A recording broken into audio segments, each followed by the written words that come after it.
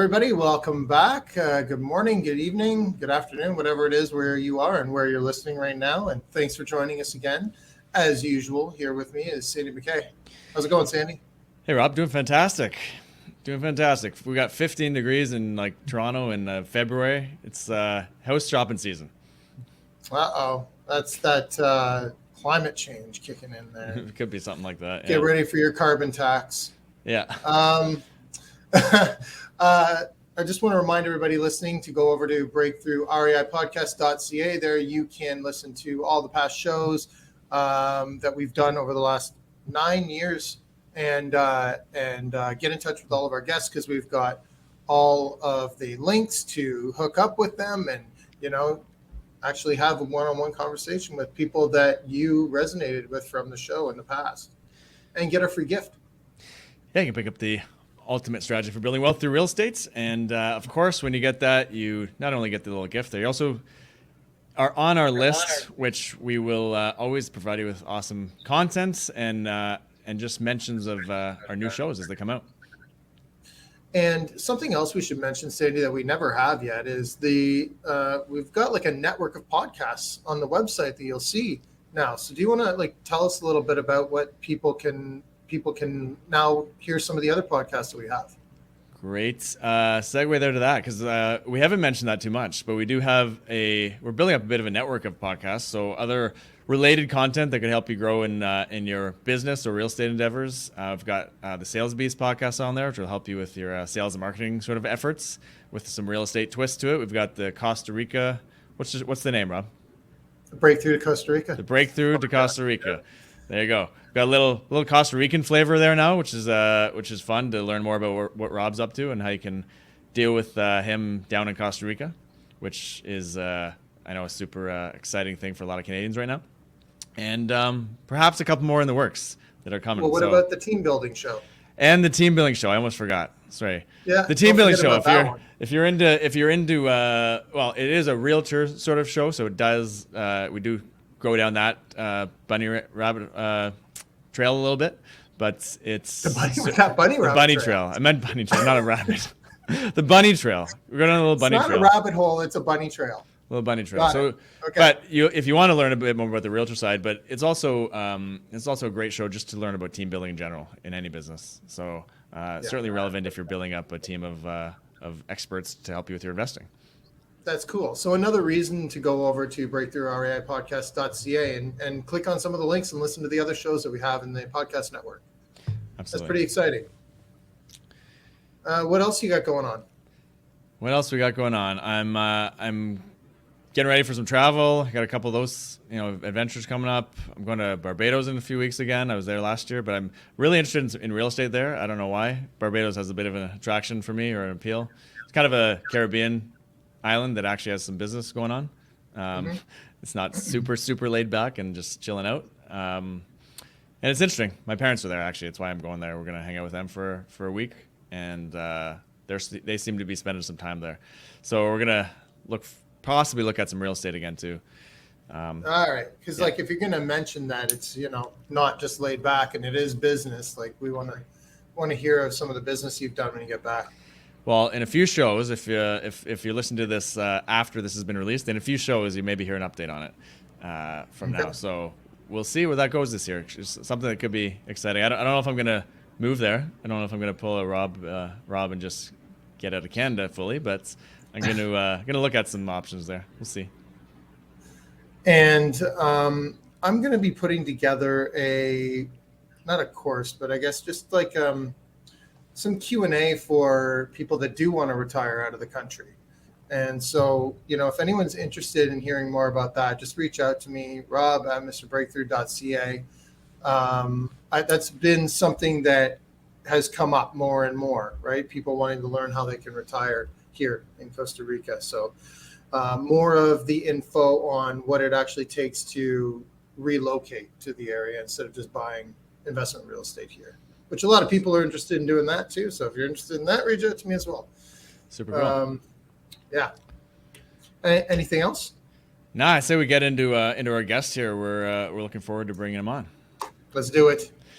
Awesome. Well, we've got Marcin Drozdz standing by here, and Marcin, I'll give you a little quick intro, and then we'll bring you into the show. But we're super excited to have you here. Marcin is the managing partner of M1 Real Capital, where he and his team focus on acquiring value-add multifamily properties throughout the southeast, southeast of the not of the continent really, southeast of U.S. I should say. And over the last 16 years, he has helped acquire over 1,500 units across the U.S. and establish himself as a go-to in the world of capital raising and real estate acquisitions.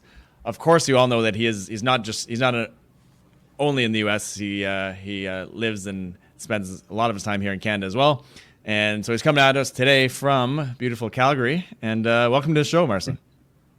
Sandy, thank you very much for having me on the call. Rob, I was going to ask you where that background was because that doesn't look like Vancouver or Winnipeg or Toronto. So No, that's Costa Rica. I'm in Playa Potrero in Very cool. Guanacaste Province, northwest coast. Very cool. And So yeah, just a little bit warmer than Calgary. A little bit warmer than Ontario too. Like, I mean, 15 is okay, but I mean, again, it's like when you're dealing with winter, it's like, I want like, a nice -8, something like that, where you can still go outside and you can like go skiing or do something with your time. It's a little muddy. Yeah. It's a little muddy Yeah. at 15. A little muddy, right? Well, for those of you who can't see us, you're just listening. Rob's got his pool cleaner in the background here, scrubbing the walls of the pool and cleaning out the tiny little specks of dust and stuff that come. So You know what? I do it myself too, but there's just see all this up here. Like, it's really, really windy right now. So it's like fills up with giant leaves all day long. Needs constant maintenance. It's kind of a pain in the butt, actually. Yeah. Poor guy. Thanks for joining us, Marcin. Appreciate having you here. I'm looking forward to everything that you're going to share with us today. So, among other things, we're going to talk about the good, the bad, and the ugly of raising capital for real estate. So, Sure. Let's start with how you got started in real estate investing. Sure. Yeah. And again, by the way, guys, 9 years to be hosting a podcast is incredible because, when 9 years ago, I'm not sure most people knew what a podcast was. So first of all, congrats on that. As far as where I got my start in real estate, I mean, like so many people, I picked up the book Rich Dad Poor Dad. It was just such an easy read. And, I was in school at the time and I was initially, I thought I'd either become a lawyer or something down the corporate path. And that was kind of the school trajectory that I was looking at. And I thought to myself, I could buy a property, I could rent it out. I mean, it sounded so easy in the book. And at the time I was living in Oakville, Ontario, and I bought, you guys will laugh, I bought a semi at the time it was $220,000. Now interest rates were, 6-7%. So, my mortgage was still like 2.5, 3 grand. So I bought that property while I was still in school. And then I learned about this other important concept in real estate called negative cash flow.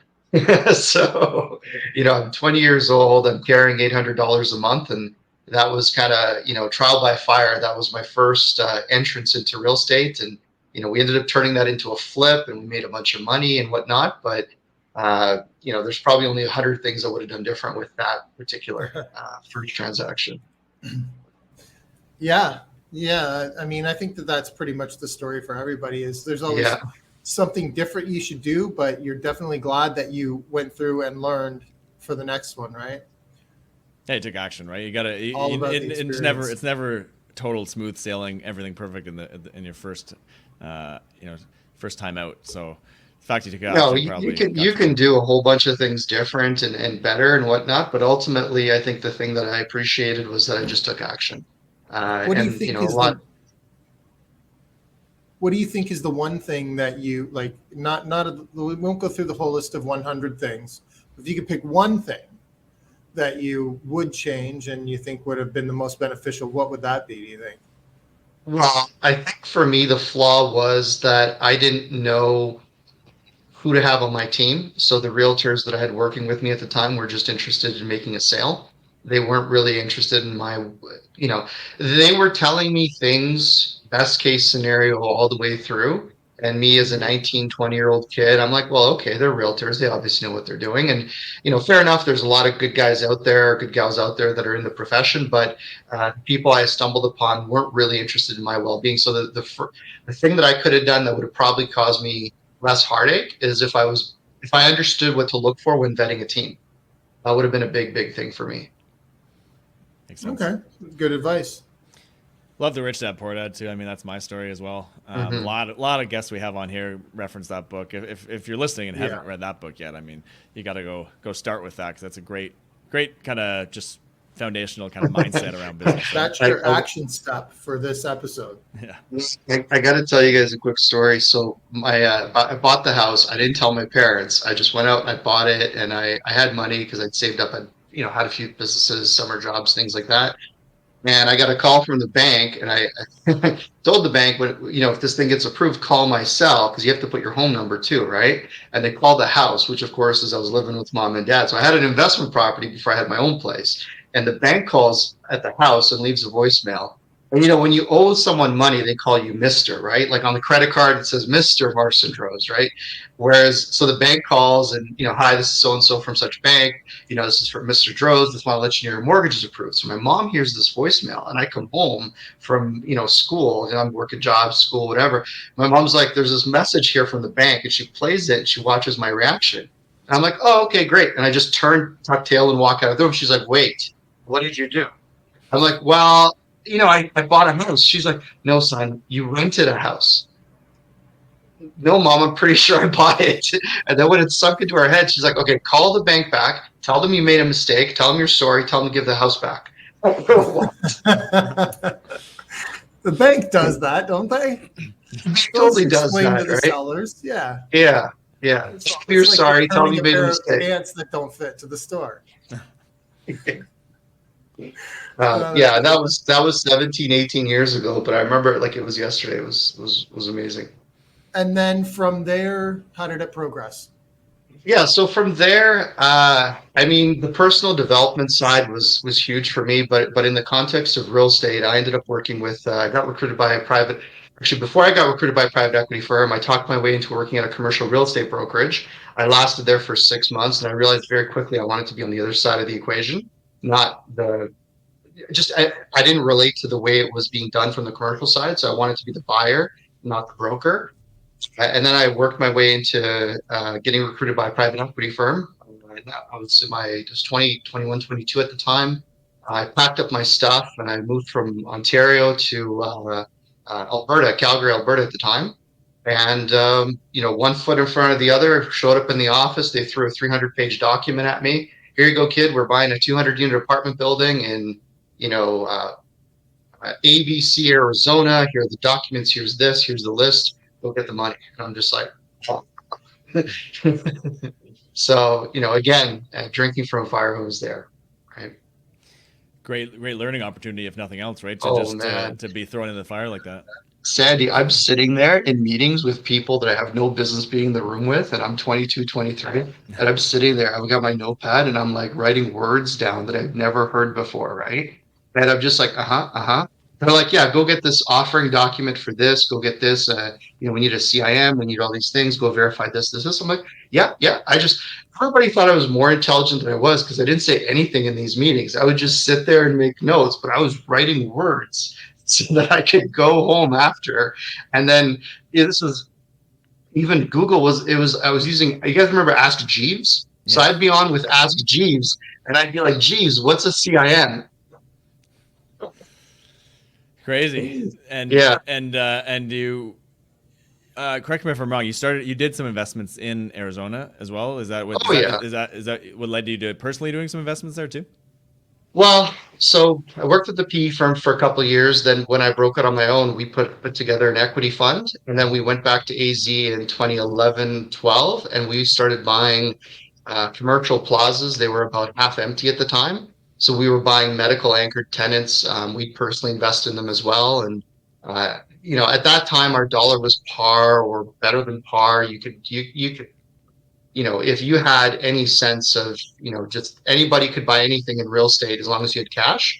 And if you held on to it long enough, you'd look like a genius, right? So. Sometimes back in this would be what years would that be? Is that 08, 9 in that range? 11. So I worked at the 11. firm in 8, 9.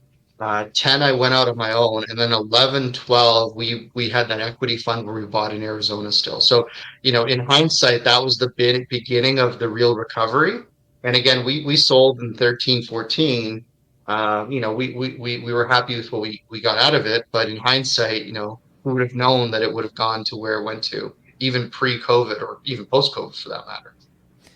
Yeah, so you spent you had the really good time in there. Is that what brought you down to the U.S. originally? Was it kind of the collapse, and then you're looking at it going like, wow, this market's right for the taking? Well, I love Canada and I love Canadian real estate, and there's certain ways where people can do extremely well. I was a little spoiled because when I worked at that PE firm, we were a Canadian firm investing in US large multifamily deals. And those deals, as a contrast to Canada, are typically in Canada only available to institutional investors because of just the price point, price per door, the financing restrictions, the limited inventory. You typically have very big players in Canada playing at that size. Whereas in the US, because the market is so fragmented, like literally the largest REIT in the US, I think they represent less than like 2 or 3% of the total inventory. Like it's just such a big market. So you have individuals, groups of people, accredited investors that literally are able to buy 100, 200 unit apartment buildings. And that difference was what initially brought us down there and what kept me down there as well. I mean, the economics are amazing. A lot of the US is very pro business. In many parts of Canada, if you find an anthill on a construction site, you got to shut the whole thing down for 6 months and do a study.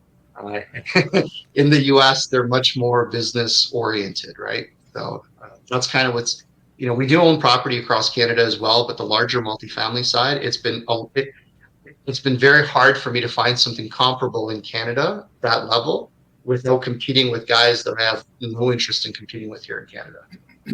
Right. Yeah.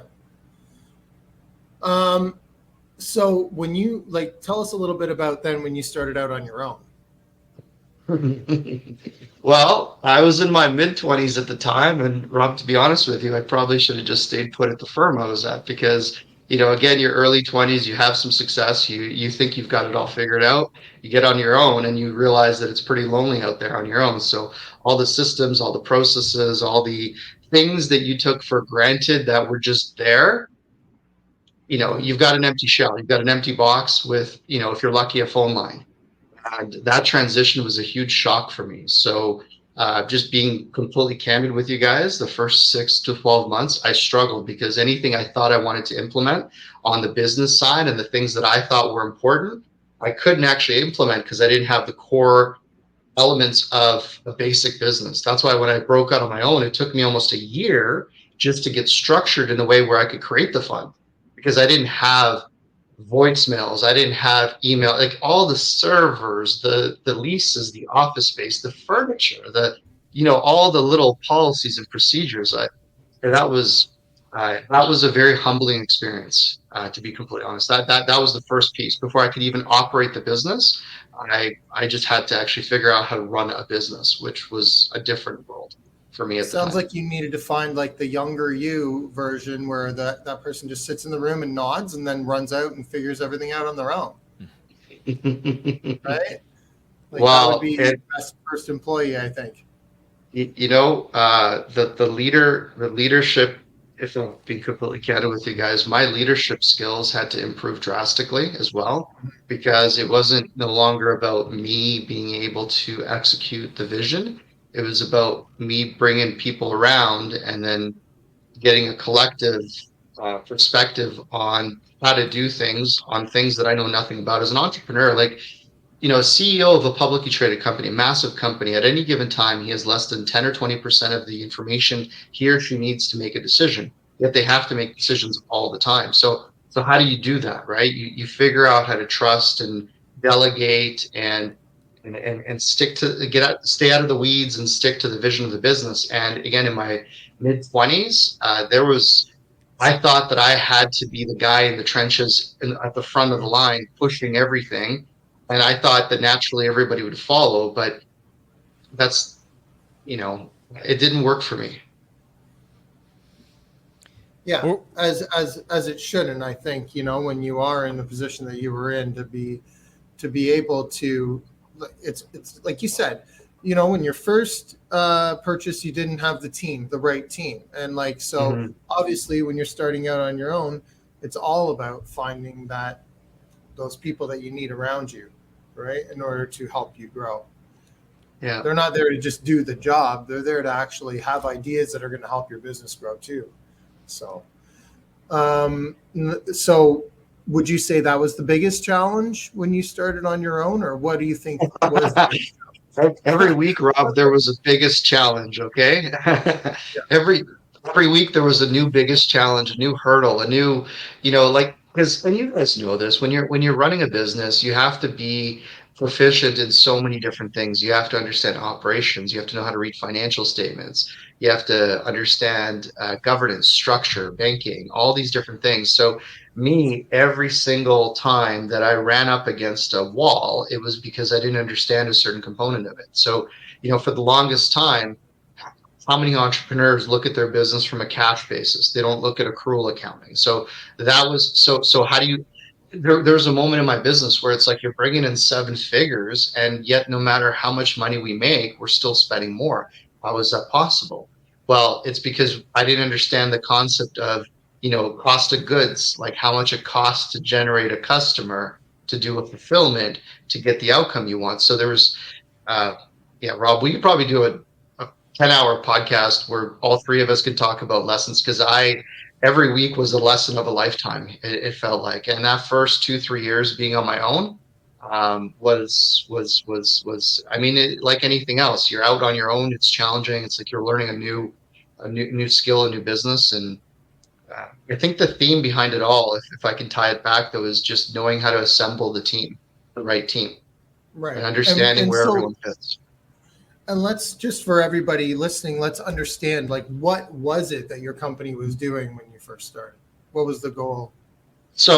So when I first broke out on my own, what we did is I stuck when I left the PE firm, I stuck to smaller multifamily projects throughout Canada because at the time I was still in my mid-20s, so I didn't have the confidence to go after the big stuff. So we did smaller multifamily projects. When we did that, we did well, but the challenge was that uh, I allowed myself to get distracted. So I have this poster here that says focus, follow one course until successful. Because what I had done at the time is, we started making money, things were working, we're buying these small apartment buildings. Then I started looking at, okay, well, look at all these fees we're paying to mortgage brokers, look at all these fees we're paying to property managers. And rather than seeing the value in that, I started thinking, well, what if we run a mortgage brokerage? So we got a mortgage brokerage. What if we run a property management firm? A property management firm. Then we co-branded everything. And then these things became time and money sucks from the core business of what we actually did.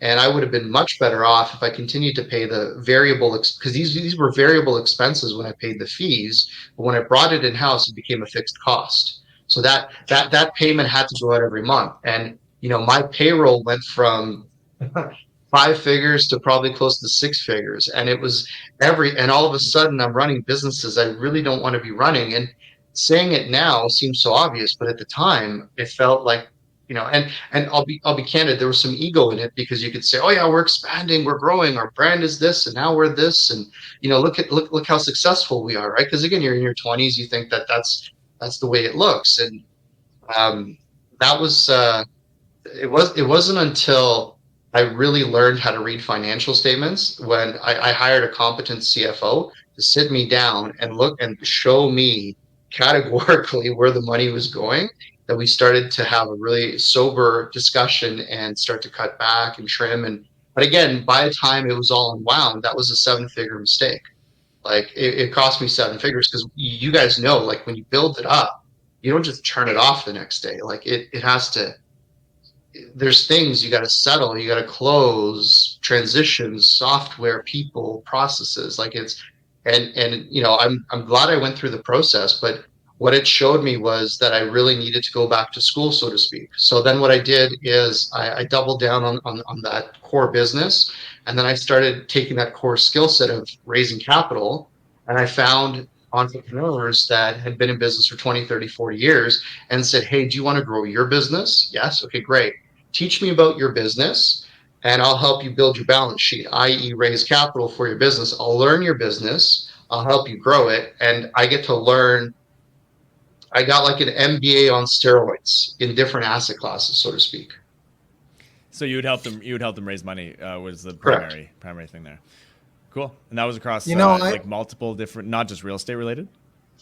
Yeah, it was. I mean, the skill set of raising capital is something that there's really no boundaries. Whether you're running a consumer financing business, car leasing business, automotive, whatever capital intensive business you're running, it requires capital, and especially in Canada, the banking channels are so tight around lending for operating businesses that if you can bring private debt, private capital, private equity to an operator in a obviously there's legalities and structure and you got to make sure you do things legally in the right way with lawyers, but if you can help them solve that problem, put an extra million or $10 million or plus into their business, you're incredibly valuable.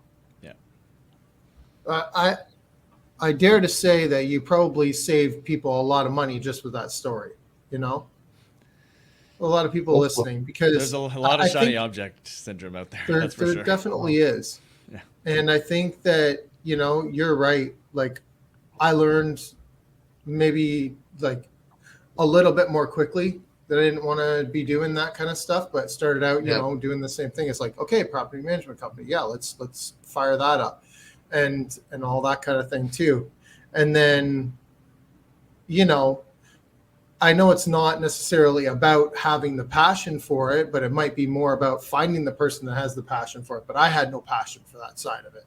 So I didn't even want to find that person. So, but yeah, like I really like just felt your pain while you were telling us all that. Feel like I'm reliving it here. Look, if people can save some gray hairs by not, again, that's why I have the big poster over here, because I get pitched stuff all the time, and I mean, we all do, right? As soon as you want something done, give it to the busiest person you know, and once you start to have success in your business, people will come out of the weeds and be like, hey, what about this? What about these cottages? What about this industrial park? What about these mobile home parks? What about this? What about that? And if you don't have a clear, and this ties right into capital raising, when you don't have a clear niche around how you conduct your business and your core beliefs, then you will get pulled into 100 different things. Once you're crystal clear on what your game is, it's really easy to say, hey, sounds great, it's just not my game. Yeah. There's so many things that sound great. That's the challenge of that entrepreneurial kind of spirit inside of everyone, right? And you have a bit of success and you get confident, and then the opportunities start to come and you're like, yeah, I can do that. Why not? Let's do that. We don't have too much capacity to do all that, like very limited capacity to do all that, at least to do it all with being successful again. And you need a bit of success to have that continued passion about whatever you're involved in. So money raising is what you came to really focus on. That was the focus, or did that come a bit later?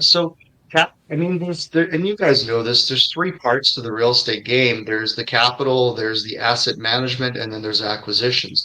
There's hundreds of jobs and categories, but ultimately it's you get the money, you got the deal, and then you got to manage the whole thing, whether it's asset management or property management. You got to be a steward of the capital, you got to get the capital, and you got to get a place to put it. Those are the three parts of the transaction. So for me, and I advocate this to anybody who's looking at the business, is pick one of the three that you will truly dig in on and become competent on. Know what your domain is. It's important to know all three and be aware of all three, but being a master of all three, we all have 24 hours in a day, and it's not really a good use of your time to kind of always be scattered between the three, because you won't scale. You'll have a scenario like what I described to you guys earlier, where I felt like I was pushing the whole thing all the time, and that didn't work. So yeah, no, the capital raising and deal making for me is the biggest piece. And in my opinion, I took that one on, and I committed to that part of the equation, because to me, I always saw that as being, for most people, the hardest thing. So the people that get rewarded the most in life, whether it's financially or whatever your reward system is, are typically the ones who take on the hardest task. And typically in the real estate game, the capital raising and deal structuring is the hardest. So, you know, I'm like, yep, let's do that. Let's figure that one out. Solve the biggest problems. You get the biggest paychecks. Correct. Because you're adding the most value. Yep. What type of systems do you use in your business currently, or how have those evolved over the years to help with anything, or maybe primarily the fundraising side? Well, so first of all, in the context of capital raising, I just want to state the obvious. Capital raising, whether you're US or Canada, is a regulated activity. So before you guys raise capital, make sure you have a lawyer, and not just a commercial lawyer or a real estate lawyer. You actually need a securities lawyer. That's what they're called. They're securities, and that's a really important distinction, because if you're going to start raising money or pooling funds, you're entering a totally different world. And it's just really important that you're aware of it. So step one is just learn the rules of the game. Whether you're US or Canada, there's different rules. There's different people you're allowed to take money from, different people you're not allowed to take money from, et cetera, et cetera. So get clear on that. As far as the systems themselves, yeah, I mean, look, the starting point for real estate investors is you need to really start to establish and hone in on your niche. So you can build, because I can sit here and be like, yeah, I get a newsletter, start posting on social media, do events, do presentations, do things like this. But the biggest question people always say, well, what am I going to talk about? I don't have a deal right now, or I don't have enough experience, or are people going to take me seriously? How do I package this thing? I don't have whatever the limiting beliefs are, right? So the first piece for most people is to get really clear on your niche. So, what is your personal story? Why do you do what you do? We've got a whole list of these things on our websites and whatnot, but you got to get very clear on why you do what you do, the types of assets you're looking at, why you're looking at them, and get very clear on how that is potentially a benefit to somebody else. And there's a lot more to this, but once you get some of those core ideas down, doing things like having a consistent newsletter, putting out social media, everything comes into focus. That's why I say don't jump from apartment buildings to vacation homes to mobile home parks to Airbnbs, because think about it yourself, Sandy. If you saw somebody on your social media who every month has a different thing that they're doing, and then 1 month it's PAX, next month it's this business opportunity, next month it's this networking thing, next month it's this, next month it's that. If they call you at some point during those posts and say, hey, I got this thing I'm working on, you're going to go, so that's the thing now. Like, your credibility is down here, right? So the first thing that I tell people to do is, yes, systems and processes are important, but you build those upon a stable foundation of what you stand for and how you approach the business, because then it's consistent. People see you consistently talking about Costa Rica. Rob's down there. He practices what he preaches. He's down there. He's doing his thing. He's not Costa Rica 1 month and he's going to Croatia the next month, and then he's in whatever, Australia, and then he's not just trying to sell you stuff in every different part of the world. He's got a consistent lifestyle that embodies what his beliefs are. And that's a really important place to start. I would even narrow that down even just a little bit more as far as like being a realtor goes, and there's only like 2 markets that we focus on in Ontario, right? Just because we want to be the experts. And people will ask me, well, what about the next town over? I'll be like, you better go find somebody who works in that town, because I'll steer you wrong. That's not my focus, and I don't know the answers to your questions. I want you to come back to me and work with me again, right? So if I steer you wrong, then you're not going to do that. But if you're interested in that town, go find somebody else, because I'm not going to pretend that I know about it. And I think that is valuable as well, right? Like you said, just drill down, have that niche so you can answer every question about whatever it is the topic is, and do it with knowledge, right? And not just, I don't know, blowing smoke. Yeah. As you you think about somebody, forget about the game we're all in, but you think about somebody who has, for example, they're an engineer, and let's just say they're a structural engineer and they focus on bridges. As soon as you step into that domain and you start talking about structural integrity and bridges and weight distribution and all that stuff, they are 1,000,000% confident in what they're saying because that's their game. That that sliver is their competence. I have another poster here, competence creates confidence. And once you have the competence in a very specific discipline, whether you guys define it as a specific market, specific asset class, maybe a combination of both, your investors, part of raising capital is they need to sense your confidence in what you're saying. And the meekest person will become the most confident person in the room if they're speaking about something that they are unequivocally qualified to speak about. And for some people, you need that level of competence to feel confident. Other people seem to be able to BS their way through it, but the vast majority of us need to have the competence in what we're doing. And I'm the same way. I need to know my market, my asset class, my financing. I need to know those things because to me that demonstrates that's just how I sell through my passion or my once I've validated something to myself, I don't even feel like it's sales. I feel like I'm doing you a favor, literally. Like I'm not. Exactly. It's you're just here. Here's where I'm going. Do you want to come in a polite It, way? But that's the well, demeanor. very, That's the very, attitude. very well said. Because a lot of people, especially when you're talking about raising money, Yeah. they look at it as like, can I please have some, you know, right? Like that would be initially how people Yeah. would think about something like this, right? But what you have to be able to do is Mm-hmm. say, yeah, this is an opportunity. Here's why it's an opportunity. Here's how much money you'll make. And then oftentimes some people say, well, why don't I just do it myself? And, the answer would be go ahead. But here's what we are doing. Here's what you can realize if you join us. Yeah, exactly. Do you want to come? And Yeah. that I mean, is a hurdle that a lot of people need to get over mentally. well, and it's so funny because it really is a mindset piece. So one of the biggest Yeah. things we teach with M1, we have M1 Real Capital where we, do the thing that we're talking about, and then M1 Real Training where we do some training and mentorship. And the big thing that we do through the training is a lot of it is mindset based because the question most people need to ask themselves from the get-go is who do you need to become to be able to ask for $1 million check? Who do you need to be able to become to write on a $5 million offer or $10 million offer? And like you guys are saying, that is all very much a mindset piece. 100%.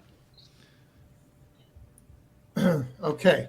We don't have much time here because you are on another show just after here talking on the multifamily conference. Is that right? Yeah, for those of you who are looking to come to the multifamily conference, that'll be in May 2023 here, end of May. We got Grant Cardone, Alex Rodriguez. He played for the Yankees. People are like, why is he? Uh, I knew we were going to well, lose him folks, we'll be right there. back. Yeah, I saw it freeze and I thought, am I going to go into the next thing or just see what happens? That's okay. We'll hit pause here for a minute, or we'll just keep talking through it here, and let's circle back with Marcin there in a sec, and Well, hear about the multifamily conference. I don't know. Those seem like okay names. Grant Cardone and Alex Rodriguez sounds kind of interesting. yeah, two people you might want to hear something from. Alex Awesome. Rodriguez is if people don't know who he is, I mean he's a Hall of Famer baseball player, one of the best ever. He also owns I think I read he owns about 25,000 units across the U.S., maybe even more. Smart. Big real estate investor. Yeah. And scaled it quite substantially too. So he's an interesting guy to go to learn about if you're unaware of what he's done outside of baseball. Oh, there we go. Didn't take too Sorry, long. guys, it kicked me out. All good. No problem. We were just expanding a little bit about Sandy's knowledge of A-Rod. Mhm. Just saying, well, whatever. These are guys that you want to hear from, right? So tell us a little more about the multifamily conference. So, and this really ties into the whole mindset piece. A big thing for me is I always want to be in a room where I feel like I'm playing in the kids' sandbox. And, I always go out of my way to be part of events, speaking circuits where you always want to be on the shoulders of giants. So for me, the multifamily conference is going to be a tremendous opportunity because, we've bought and sold a lot of apartment buildings and, I've raised well into nine figures, but I'm looking at these guys that are in what I call the 3 comma club. These are in the billions, right? So for myself, I look at that, and my next question to myself is, who do I need to become to be operating at that level, as opposed to, because where I'm at today, I'll write an offer on a 10-20 million dollar acquisition and I'll go to sleep. I'm fine. We're good. We got to figure it out. I write an offer on $100 million building, I'm up for 3 days. Because it's just a development process, right? And I recognize that. And I always, like I say, is I always try to surround myself with those types of people. So I'm excited for the multifamily conference. I'm going to speak there. I'm really excited to talk about capital raising and mindset. But yeah, my big thing is when it's time to be in the green room, I want to talk to A-Rod. I want to talk to Grant Cardone. In the backstage, like, these are the conversations that are exciting to myself, because that's the next level. So, if you're sitting there and you're like, oh, that's easy, you've done all these things. Okay, cool. Pick a target that is your next step, because it's you versus you. It's not you versus Rob or you versus Sandy. It's where you're at. What is that next step for you? Because if you start trying to compare yourself to other people in that way, you don't know their story. You don't know what they've been. You don't know what they've given up. You don't know what they've risked. You just don't know. You just see the outcome, right? Yeah, that's a tough one for people. There's lots of that going on, as we know, and that's a never ending. You can never, you're never the top of that. That there's always someone doing something bigger, better. Well, that and looks and- bigger. and- I would use the word different though too, right? Like, because it's Yeah. not always about who's doing bigger and better. You might be better off just being different. And you hear somebody and you go, wow, like, I mean, one of the big things and one of the big tags that we've used on this show before, because it helps people at least listen, and then they'll get the real knowledge. But how to acquire 30 doors in 30 days or whatever, right? Like, Mhm. these are the taglines for the show, and the person that we're talking to maybe did that. But you might listen to their story, and the outcome of it might be, yeah, here's how you do it, but it might not be the best idea, right? Like, Yeah. because we were acquiring bad assets at the time, and I didn't know, and here's the lessons I learned. So, there is a lot more to it, I think. And these guys over at this conference are going to help you understand all the ins and outs of it to a level where, you're hopefully not making the mistakes that they did and like Marcin did. So when is that again? I believe it's May 20. It's the last weekend of May. I think I don't have the calendar, but I think it's May 28th, 29th. Also, if they use the Marcin promo code, they get preferred pricing, I think, as well. So MARCIN. That's available. And to your point, Rob, I mean, look, for the same reason that people would listen to your podcast, and is the same reason that you would take the time to maybe attend an event and surround yourself with people that have made the mistakes. I mean, I say it this way: I pay for speed. So whether it's I pay for speed and I pay for access. So if I go to, because I'll go to other people's events too when I'm not speaking, and I always buy the VIP ticket, and I always want to sit at the front of the room. 2 reasons. One is I can actually hear the speaker, and two, I want to be in the environment where other people also value themselves to a level where they're willing to spend some money on their education. So it doesn't matter if I'm advocating whoever that speaker is or whatever it is, I'll always buy the VIP ticket, because in a room of 1,000 people, I don't have time to talk to 1,000 people. So I want to talk to the people that are the most committed. And those 50 people that spend 5 times or 10 times as much to be in that room, those are the people I want to talk to, because they're committed. Mm-hmm. Good Yeah, point. love that. Pay for speed, definitely. In almost every, all areas of life, you could apply that. I tell my lawyer, I say, listen, how long this is going to take? They're like, they just tell me, they tell me the number. They tell me 10 grand. I go, so 10 grand gets me this tomorrow? They're like, yeah. I'm like, great, it's 10 grand. Because they understand that I don't care. When I ask the question, how long, the question, they know me well enough to know how long to get it tomorrow, how much to get it tomorrow. Right. No, I like that. It's Because interesting, I and want I've worked with contractors who get so I'm used to getting this job done in a week. A right. different contractor does it in 3 days, and it looks fantastic. And they charge a little bit more. And at first you kind of go, well, wait a minute, it didn't take you very long. Why are you charging me this much? It's like, well, the job's finished and fast. This is why. And you start to appreciate that kind of thing, right? I think. I do. Okay. 100%. I do. How can people get in touch with you? So the easiest way for people to get in touch is go to the website, marcindrozdz.com. Hopefully we can get that in your show notes. It's just my first last name.com. And there's tons of free resources if people are looking to either A, get into multifamily, we've got materials there for them, or B, if they're already in real estate, whatever asset class they're in, and they're trying to figure out how to scale or raise capital. We've got some courses, we've got some free materials.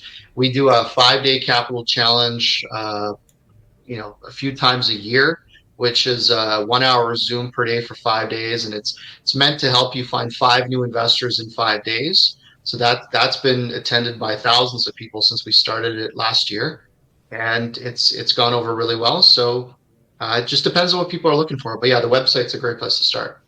5 investors in 5 days. Beautiful. That's attractive. I think I like that. I like that. Yeah, that's great. And now, so that would be the thing too. If I was doing that, I'd be like, okay, well, I got my one for the day. I don't think I'll give up. I think I better keep going. It's only 2:30 in the afternoon. Let's get working on the next one. So Yeah. hopefully it's five investors ends up being in 3 days or 2 days. We Awesome. had somebody come to the 5-day challenge last quarter, and they found $1.2 million over the 5-day challenge. Nice. Amazing.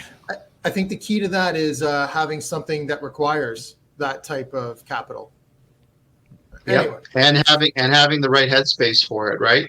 Think about the kind of person you have to become to be comfortable asking for that kind of money for a project. Your brain, your mentality shifts. And with that shift is the requirement for additional competence, the people, you're not going to solve the same problem with the way you thought about it, before as you are today. Competence and Okay. confidence, I believe, were the two that you Yes. said in order to Yeah. get there, right? Yeah. Yeah. Big lesson today. Don't wish it was easier. Wish you were better. That's is right. The main takeaway. There you go. I like that. All right. We really appreciate you coming on. I know you've got something else to be on in like 2 minutes here. So we're going to wrap up. And like you said, everything is going to be in the show notes. So anyone that wants to reach out to Marcin can find all of his contact information there. And we really appreciate your time. And thanks for joining us. Rob, Sandy, thank you for having me. And of course, I'd love to keep talking to you guys. You guys are on the right track here. So hope to talk to you guys again. Awesome. We will. We'll definitely hook up in the future. Sandy, how can people get in touch with you? Best way, they can find me on any social media channels. Usually, if they go find me on Instagram or LinkedIn, are kind of the main ones. It's Sandy McKay at on Instagram there, or something on LinkedIn. I don't know. My name on LinkedIn, I guess. That's the easiest way on LinkedIn. This is what you get when you ask Sandy about his events too, Marcin, just so you know. He's like, yeah, I think we've got some kind of event coming up, maybe. Follow me at It's Sandy McKay. You'll see everything I'm doing, and you can reach out to me that way too in direct message. Okay, and people can reach me at rob@mrbreakthrough.ca. Thanks for joining us, guys. See you next time.